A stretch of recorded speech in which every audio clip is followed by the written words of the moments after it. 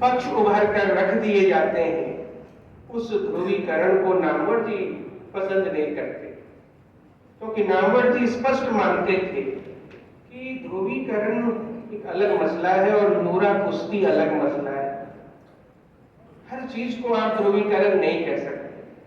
ध्रुवीकरण तब होता है जब आपको मालूम हो कि विरोधी पक्ष का विचार क्या है, जब एक दूसरे के विचारों को समझते हो, फर्क साफ मालूम करते हो, आपको यह मालूम हो कि आप क्या सोचते हैं, उससे ज्यादा जरूरी है आपको यह मालूम हो कि वह क्या सोचता है।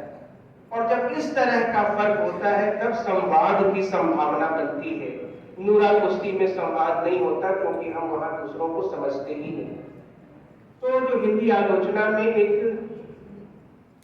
पता नहीं किस तरह से यह ध्रुवीकरण किया गया है, बार बार उस ओर लौटने की जरूरत है कि सचमुच क्या ऐसा दो पक्ष रहा है।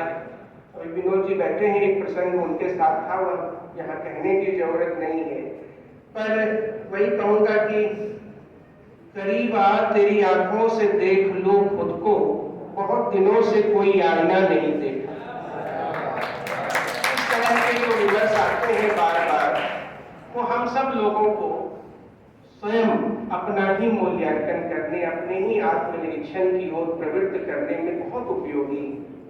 समय बहुत कम है और अधिक अपनी ओर से मैं जोड़ूंगा नहीं, और केवल इस संकेत के साथ कि अब मैं जिस विद्वान वक्ता को यहाँ बुलाने जा रहा हूँ वे सियाराम शर्मा जी हैं, छत्तीसगढ़ से आए हैं, परिचित नाम है हम सब लोगों के बीच, और तो विषय उनका है वह अनूठा है। रामविलास शर्मा का नामवर चिंतन। नामवर सिंह का रामविलास शर्मा चिंतन नहीं। यह यदि भूल है तो भी अच्छा है। कई बार हमारे भूल से भी कुछ बहुत महत्वपूर्ण चीजें हो जाया करती हैं। तो अब सियाराम शर्मा ही बताएंगे कि यह भूल है या उनका चुनाव है, जो भी है। आइए सर।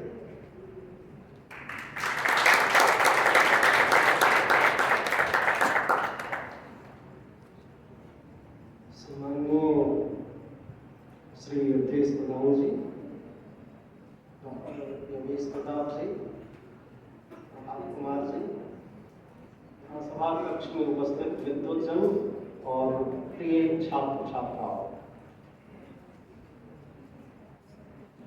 मित्रों, मेरे लिए दोनों आलोचक बहुत ही महत्वपूर्ण हैं जिन पर मैं अभी बात करने जा रहा हूँ। विषय थोड़ा सा अलग मुझे बताया गया था, जो मैं स्पष्ट कर दूं शुरू में ही। रामविलास शर्मा का मूल्यांकन और नामवर सिंह, ये विषय है। रामविलास शर्मा का मूल्यांकन और नामवर सिंह। जैसा कि मैंने समझा कि नामवर जी ने जो रामविलास शर्मा का मूल्यांकन किया है उस पर मुझे बात करनी।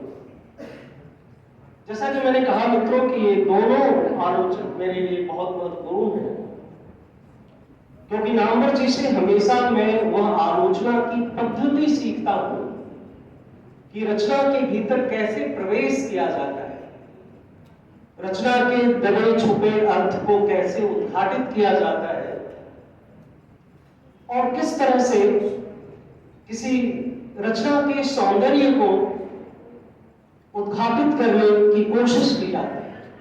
मैं इसके लिए हमेशा नामवर जी के पास जाता हूं, और मुझे लगता है कि साहित्यिक आस्वाद के इतने महत्वपूर्ण आलोचक हिंदी में दूसरे नहीं हैं। मैं बार बार उनकी रचनाओं को भी पढ़ता हूं और वे मेरे गुरु तो रहे ही हैं।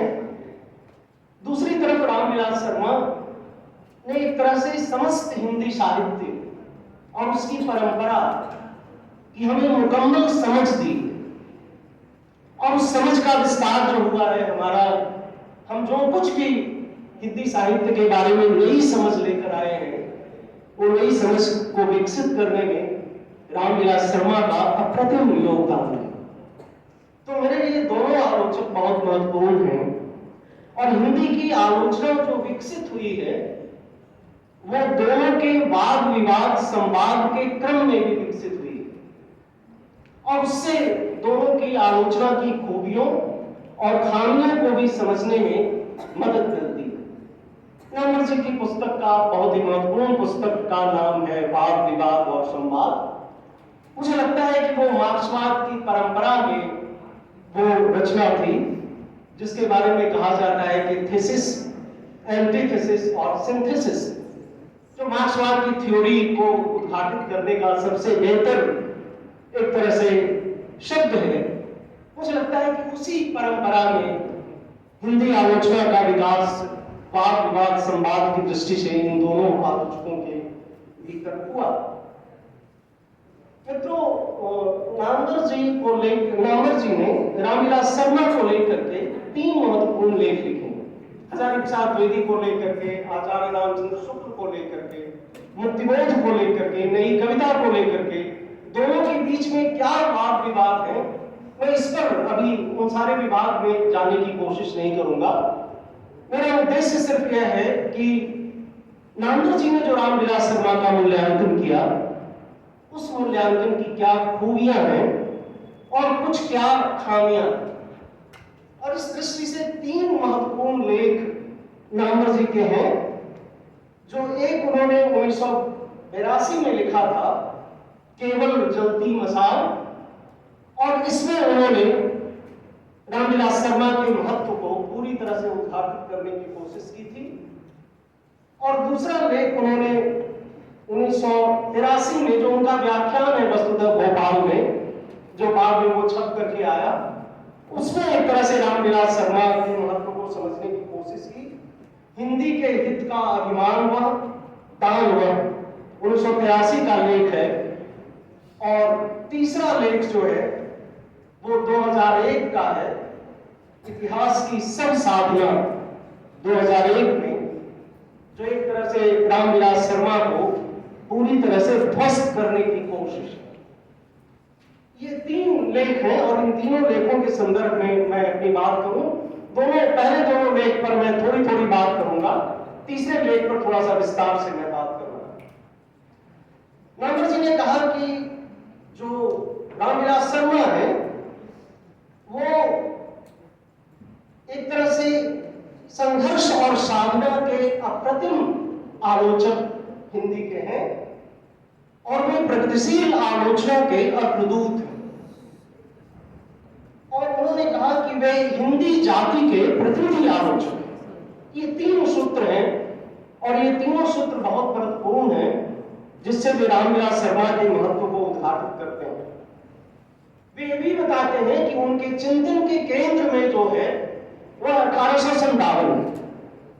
चाहे आप महावीर प्रसाद द्विवेदी और हिंदी नवजागरण पढ़िए, या भारतेंदु युग और हिंदी नवजागरण पढ़िए, या आगे की पुस्तकें भी उनकी आप पढ़िए, तो उसके केंद्र में कहीं न कहीं 1857 की भूमिका रही है।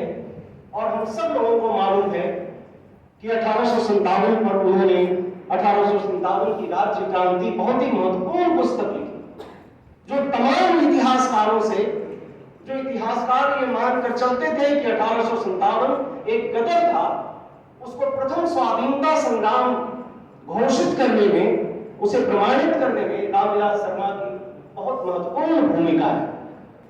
तो नामवर जी बहुत सही ढंग से वो व्याख्यायित करते हैं कि उनके चिंतन के केंद्र में कहीं न कहीं 1857 है। 1946 में नामवर जी को ऐसा लगता है कि रामविलास शर्मा को लगता था कि अब क्रांति नजदीक है, और जिस तरह से किसानों के आंदोलन हो रहे थे, मजदूरों के आंदोलन हो रहे थे, नौसैनिकों का विद्रोह हो रहा था, तेलंगाना के जिस तरह से मूवमेंट सामने आए थे, तो ऐसा लग रहा था कि अब क्रांति बहुत करीब है।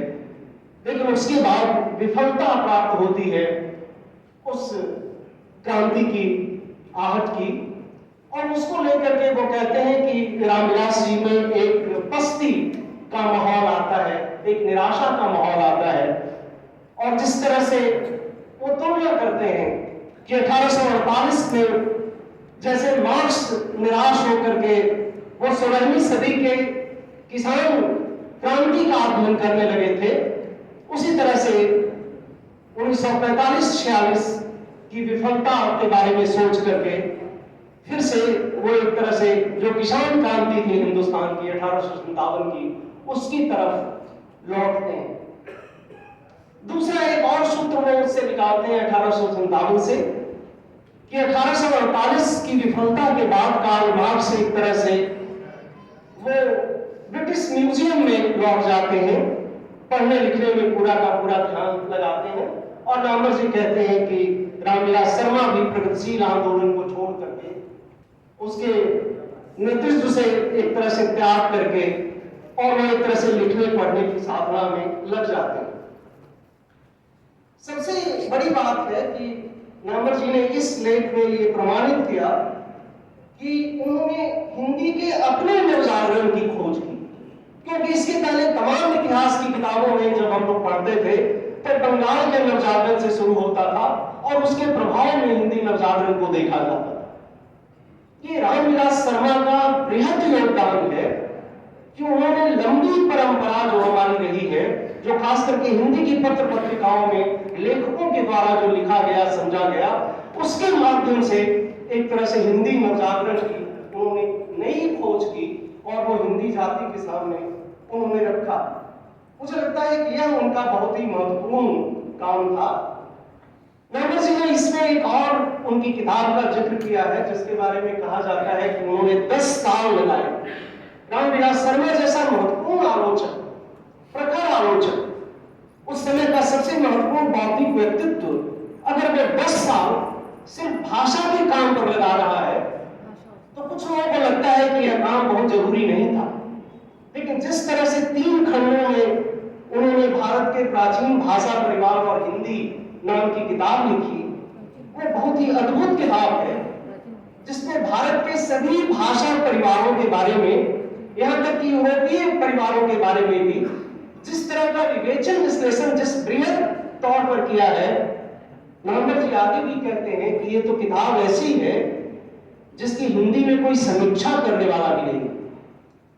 जिस तरह से हिंदुस्तानी, तिब्बती और इस तरह से द्रविड़ परिवार और आर्य परिवार, इन सब चीजों की जिस तरह से विशद व्याख्या अपनी भाषा वाली किताब में करते हैं, नामवर जी कहते हैं कि वो अद्भुत काम उनका है।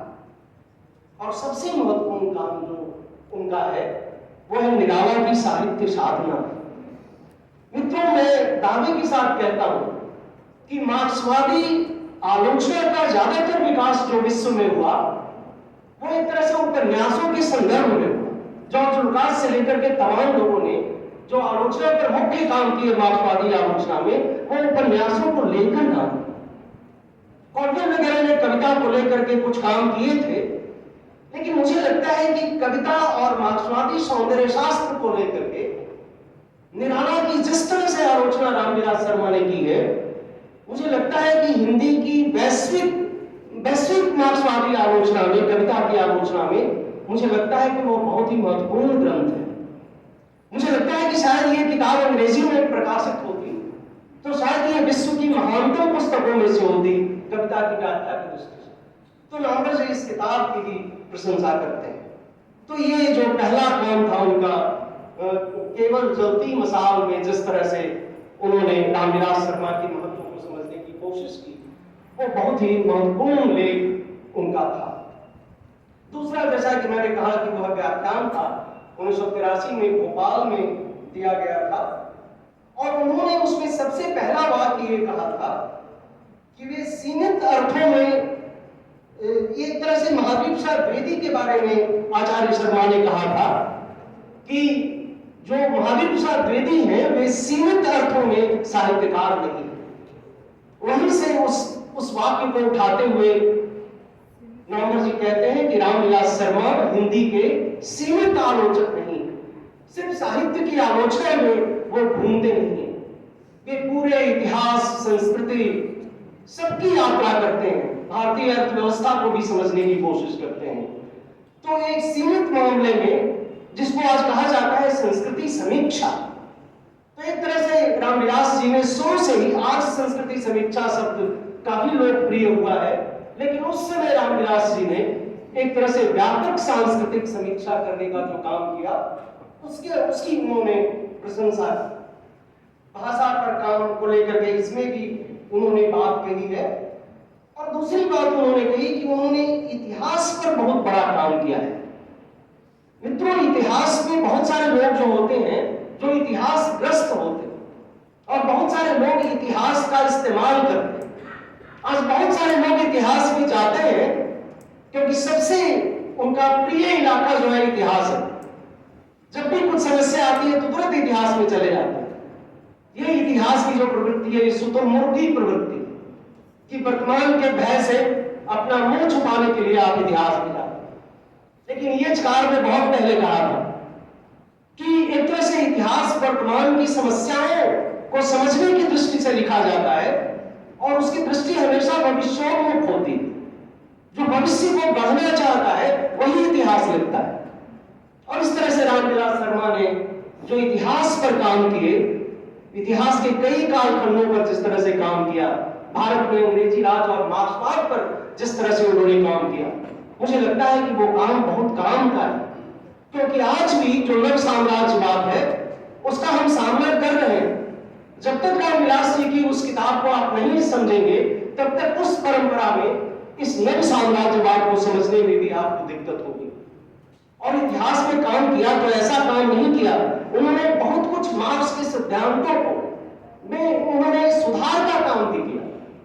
मार्क्स ने जो एशियन मोड ऑफ प्रोडक्शन की बात की थी उसमें रामविलास जी ने सुधार का काम किया कि नहीं, इस तरह का जो भारतीय जो व्यवस्था थी हमारी, वो एशियन मोड ऑफ प्रोडक्शन जैसी नहीं थी, अपने आप में बंद व्यवस्था नहीं थी। तो मार्क्स के विचारों को भी एक तरह से उन्होंने करने का काम किया। तो इतिहास के क्षेत्र में बहुत ही मौलिक चिंतन और महत्वपूर्ण काम रामविलास जी ने किया। और नामवर जी इस व्याख्यान में ये भी कहते हैं कि वे अंग्रेजी के प्राध्यापक थे, अंग्रेजी के बहुत अच्छे लेखक थे, प्रारंभिक किताबें उनकी अंग्रेजी में है, लेकिन वो अंग्रेजी को छोड़ करके हिंदी में आते हैं, अपने देश की जनता की भाषा में आते हैं और उसमें वो किताबें लिखते हैं, उसके नवजागरण की बात करते हैं, हिंदी जाति की बात करते हैं। वह एक बहुत बड़ा काम था। और नामवर जी ने इसमें प्रशंसा करते हुए वो स्टालिन को याद करते हैं कि जब स्टालिन लेनिन को याद करते हैं तो स्टालिन कहते हैं कि वो ईगल पक्षी की तरह थे, जो बहुत ऊंचाई से, बहुत समग्रता में और बहुत दूर तक चीजों को देखते थे। उन्होंने कहा कि जो रामविलास जी की दृष्टि थी वो वही गरुड़ दृष्टि थी, वही ईगल पक्षी वाली दृष्टि थी, जो बहुत ऊपर से, बहुत विस्तार से और बहुत दूर तक चीजों को देखते थे। इसके बाद बहुत सारी बातें उन्होंने की है, मैं उसमें न जाकर के अब तीसरे पक्ष पर आऊंगा, तीसरे लेख पर आऊंगा। एक बात उन्होंने और कही उसी लेख में, व्याख्यान में, कि उन्होंने कम्युनिस्ट पार्टी के नेताओं की आलोचना भी की, उनसे बहस भी की, जिन्होंने अपने जीवन के महत्वपूर्ण दिन कम्युनिस्ट पार्टी को दिए थे, युवावस्था कम्युनिस्ट पार्टी को दिए थे, उससे उन्होंने अपनी बहस भी चलाई। तो ये काम भी उन्होंने किया और ये महत्वपूर्ण काम था मित्रों। लेकिन जो अंतिम लेख है नामवर जी का, उस पर मुझे लगता है कि थोड़ी सी बात विस्तार के साथ होनी चाहिए, और वो है इतिहास की सब साधना, जो 2001 में प्रकाशित होती है, अप्रैल जून आलोचना के अंक 2001 में। और उन दोनों लेखों से, जो पहले के लेखों का मैंने जिक्र किया, ये तीसरा लेख बिल्कुल भिन्न है मित्रों। इसमें इतना व्यंग्य है, इतनी कटौतियां हैं, इतना ज्यादा इसमें व्यक्तिगत आक्षेप है कि लगता नहीं है कि ये लेख नामवर जी ने ही लिखा है। क्योंकि नामवर जी जैसे विराट व्यक्तित्व हो से ऐसे लेख की उम्मीद एक तरह से नहीं की जा सकती थी। उन्होंने पहला ही वाक्य लिखा है कि रामविलास शर्मा अंततः पहुंचे ऋग्वेद पर, प्रगति से होते हुए अंततः पहुंचे ऋग्वेद पर। इन्हीं व्यंग से ही ये लेख शुरू होता है कि ऋग्वेद में वो एक तरह से लौट रहे हैं और फिर आगे वो व्याख्या करते हैं कि किस तरह से परंपरावादी है और वो सारी बातें कहते हैं। तो यहां से शुरू होता है कि अंत में पहुंचे रामविलास शर्मा ऋग्वेद पर। दूसरी बात वो कहते हैं कि रामविलास शर्मा की जो प्रारंभिक किताबें थी वो मार्क्सवाद से शुरू होती थी, मार्क्स से शुरू होती थी या मार्क्सवाद से शुरू होती थी। और वो कहते हैं कि इस दशक में आकर के जितनी रामविलास शर्मा की किताबें हैं वो सब ऋग्वेद से शुरू होती है। तो एक तरह से कहीं ना कहीं ये साबित करने की कोशिश करते हैं कि मार्क्सवाद से कहीं ना कहीं उनका डिविएशन हो गया है, मार्क्सवाद से कहीं ना कहीं विपतित हुए हैं और वो ऋग्वेद को केंद्र में रखने की कोशिश कर रहे हैं। और सबसे अंत में वो कहते हैं कि ये वैदिक योजना का जो सुमेरु पर्वत है, ये भी व्यंग में है कि वैदिक कवियों का सौंदर्य बोध और तुलसीदास जो उनकी किताब है उस वैदिक योजना का सुमेरु है। और इस तरह से मुझे लगता है कि वेदों में रामविलास शर्मा की रुचि को एक तरह से वो उस पर प्रश्न उठाते। मैं इस पर अपनी बात बाद में कहूंगा, अभी नामवर जी ने क्या कहा है मैं इसको सिर्फ आपको बहुत संक्षेप में बताता चलूं। दूसरी उन्होंने आलोचना की रामविलास शर्मा की कि यूरोप के पास तो एक ही नवजागरण था, लेकिन रामविलास जी के पास तो एक तरह से नवजागरणों की श्रृंखला है, क्योंकि 4 नवजागरण की बात रामविलास शर्मा करते हैं। पहला नवजागरण वो कहते हैं कि ऋग्वेद के दौर में शुरू हुआ, दूसरा नवजागरण वो कहते हैं कि औपनिषदिक काल में शुरू हुआ, तीसरा नवजागरण वो भक्ति काल जिसको लोक जागरण भी कहा जाता है उसका शुरू हुआ, और 19वीं शताब्दी में एक तरह से चौथा नवजागरण शुरू हुआ। तो वो व्यंग करते हैं कि यूरोप इतना आधुनिक राष्ट्र है, वहां तो एक ही नवजागरण है और रामविलास जी के पास तो नवजागरणों की श्रृंखला। यह भी व्यंग है मित्रों। एक सवाल वहां पर नामवर जी ने उठाया और मुझे लगता है कि ये सवाल इंपॉर्टेंट है, क्योंकि मुझे लगता है कि भारतीय परंपरा में, भारतीय जागरण में बुद्ध का बहुत बड़ा महत्व था। और नामवर जी ये सवाल उठाते हैं कि इस नवजागरण में कहीं भी बुद्ध का नाम नहीं है, हालांकि आगे चल के रामविलास जी बुद्ध के महत्व को स्वीकार करते हैं। तो नामवर जी ने ये जो सवाल उठाया था बुद्ध को लेकर के, मुझे लगा कि ये महत्वपूर्ण था और ये चीज कहीं ना कहीं रामविलास जी से छूटी थी, लेकिन बाद में उसको उन्होंने पूरा करने का काम किया। क्योंकि आज भी आप देखेंगे कि भारतीय ज्ञान परंपरा के नाम पर जो भारतीय ज्ञान परंपरा की बात करते हैं उसमें सिर्फ वेद उपनिषद पुराण होता है, उसमें कहीं भी बौद्ध धर्म और दर्शन उसमें नहीं होता है। जो भारतीय ज्ञान परंपरा को सिलेक्टेड ढंग से जो लोग देखते हैं और व्याख्यायित करते हैं। तो यहाँ पर मुझे लगता है कि उन्होंने जो बौद्ध धर्म को लेकर के सवाल उठाया था वो इंपॉर्टेंट सवाल था। एक सबसे बड़ा जो हमला है रामविलास शर्मा के ऊपर कि दयानंद को लेकर कि दयानंद से बहुत ज्यादा प्रभावित थे रामविलास शर्मा, और दयानंद कहीं ना कहीं एक तरह से वो अनेकांतवादी थे और उन्होंने एक तरह से उनमें एक तरह से बुनियाद परस्ती थी, फंडामेंटलिज्म था, और उस फंडामेंटलिज्म और बुनियाद परस्ती के प्रभाव में कहीं ना कहीं रामविलास शर्मा भी आते हैं। तो मुझे लगता है कि रामविलास शर्मा को फंडामेंटलिस्ट कहना बहुत उचित नहीं लगता, बुनियाद परस्त कहना रामविलास शर्मा जैसे व्यक्तित्व को बहुत उचित नहीं लगता। अभी उस पर हम बात करेंगे आगे चल करके। तो एक उन्होंने दयानंद को लेकर के और आर्य समाज को लेकर के सवाल उठाया, और मुझे लगता है कि आर्य समाज ने जो भी हो स्वाधीनता आंदोलन के दौर में समाज सुधार का एक बड़ा काम किया था। एक तरह से हिंदू धर्म के भीतर जो बहुत सारी कुरीतियां थी, जो बहुत सारे रूढ़िवाद थे, उससे आर्य समाज ने लड़ने का काम भी किया था। तो जिस तरह से नामवर जी ने आर्य समाज को पूरी तरह से डिनाउंस कर दिया है, मुझे लगता है कि वह एक समग्रतावादी दृष्टि कहीं न कहीं नामवर जी की नहीं थी। और दूसरी बात वो कहते हैं कि कहीं न कहीं आर्य समाज के प्रभाव में राहुल सांकृत्यायन भी थे, लेकिन वो तो उससे मुक्त हो जाते हैं 1920 के दशक में ही, 10 साल के बाद। लेकिन 70 साल के बाद फिर से जो रामविलास शर्मा है उनका प्रेम एक तरह से जागता है आर्य समाज के प्रति और इसके प्रति, और एक तरह से इसकी भी वो आलोचना करते हैं। और दूसरा जो मुझे लगता है कि नामवर जी जैसा व्यक्तित्व जिन्होंने दूसरी परंपरा की खोज लिखी हो, वे एक तरह से परंपरा की रक्षा को लेकर के नामवर जी पर, रामविलास जी पर आक्रमण करते हैं, क्योंकि रामविलास जी ने परंपरा का मूल्यांकन किया है, परंपरा का अंध दृष्टि से रक्षण नहीं किया है, उन्होंने मूल्यांकन किया है। तो तो इसको लेकर के उन्होंने कहा कि वे परंपरा की रक्षा के काम में लग गए और उन्होंने अडोर्नो के एक वाक्य को उद्धृत किया है कि परंपरा सामंती। मित्रों, क्या सारी की सारी परंपरा सामंती होती है? अडोर्नो जैसा व्यक्तित्व कह देगा और एक हिंदी का बड़ा आलोचक मान लेगा कि परंपरा सामंती से होती है। तो मुझे लगता है कि यह सब कहीं ना कहीं चीजें जो इस लेख में लिखा गया है वो बहुत सोची समझी ढंग से एक व्यक्तित्व को पूरी तरह से डिनाउंस करने की दृष्टि से ये लेख लिखे गए थे।